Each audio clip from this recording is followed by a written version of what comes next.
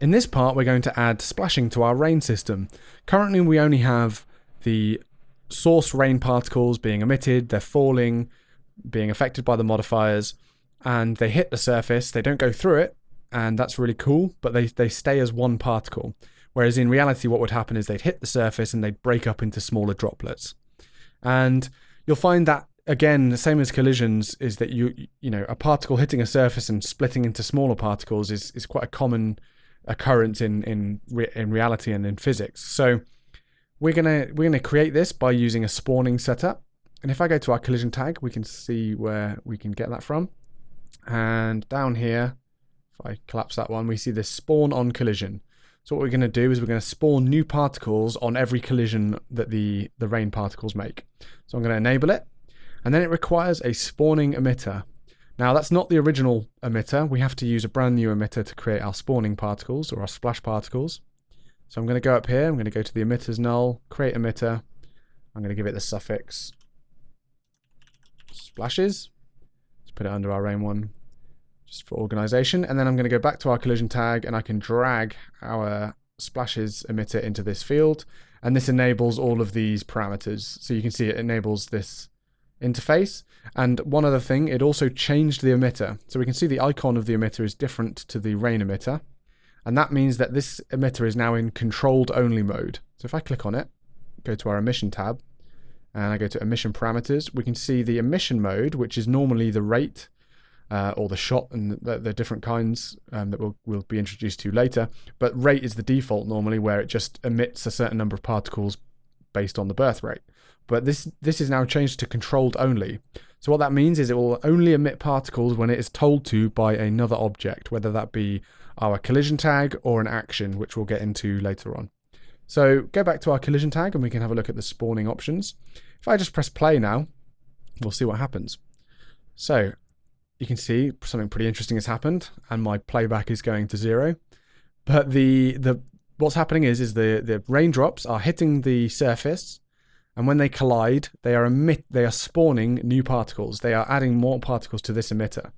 But they're doing it at the position where the collision occurs, which is great. So if I go into our tag, I'm actually going to turn off the two 3D objects for now. Get this kind of cool look, actually. That's quite a nice one. But if I press play and just let a couple of them spawn, there we go, we can see. And I'm going to change their color to something a bit more obvious. So if I go to display, go to a contrasting and bright-ish color. There we go, just so it doesn't get mixed up with the original particles. And so what's happening is it's hitting the surface, emitting a number of particles or spawning a number of particles. And that value, that number, is set in the tag. So we can see here the number to spawn is 10. We can set it to 1, so it is only 1 particle for every collision. You can see it reduces the number down significantly. I'm going to leave it at 10 because that's quite a good value for splashing rain. And we see we have these other settings. So we can ignore the spawn particle position. That's just saying that it will spawn the new particles exactly where the collision occurs. The direction, I should put that on the default actually, which is random spherical. There we go. It doesn't look much different. But what's happening is every time there's a collision occurring, around the particle in 360 degrees, all the way around the original collision point, the particles are fired off in all directions.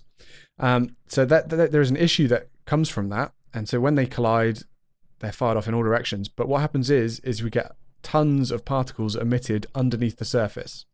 Now, this is actually to do with an inaccuracy in the simulation, where the simulation sees these raindrops moving from frame to frame significant distances. And so when the particles are moving down from one frame to the next, technically they should be passed through the surface. However, the collision system detects that and deletes the original particle, but the spawning still can occur below. You can fix that by increasing the subframe steps. It's much like a dynamic simulation in Cinema 4D, where if you go to the project settings, which is Control or Command D, and you go to, normally you'd go to dynamics, but for our purposes, we need to go to X particles, and we can increase the subframe steps. And so this actually increases the accuracy of the collisions of our raindrops. If I press play, we should get a reduction of the number of particles going through. In fact, it's completely stopped them. but our simulation is now incredibly slow because we've added so many subframes for every particle that it's going to take a lot more time. And there's a much quicker and easier fix that I like to use for rain setups, and that is using a different direction collision setup. So currently the direction parameter is set to random spherical, and as I said, it collides and just emits them in all directions. If I go down here to these other options, there's source particle, so it'll continue the direction of the source particle, which we do not want. However, there is this one called face normal, and I'm going to activate that. I'm going to go back and I'm going to play again, and you'll see that well, we're not going to see because we can't see under. There we go. We can see that the particles are no longer going through, and I don't have to use a huge number of subframe steps. And the reason for that, actually, that should be at 0%, the spread. So what's happening here is, there we go. We can see what's happening is the particles hit the surface, the original ones, and the spawned particles fire vertically up from the normal direction of the surface, which is obviously 90 degrees perpendicular. So if I add the sphere back in, it'll be really obvious. We can see them firing off depending on where they collide. Obviously, they're getting taken over by the modifiers somewhat, but if I actually make this sphere editable and display our polygon normals, that's the direction that the particles will be fired off at if I have it set to face normal and there's 0% spread. Now, if I set the spread value and increase the spread value, we should actually get a nice rounded, random direction that they go off on. But they're not being emitted under the surface, which is great. Now, the issue with the viewport performance and the reason that we're getting so much slower is because every time a raindrop hits the surface, we are emitting 10 particles. But then the raindrop bounces off the surface and then hits it again and emits another 10 particles. So we obviously don't want that to happen because in reality, the raindrop isn't an infinitely spawning object or drop. So what we need to do is we actually need to kill that original particle when it hits the surface and spawn only once. So if I click on the collision tag again, go down to our spawn on collision section, and we can see there's a couple of options down here. And one is spawn once only, and the other is to kill the original particle.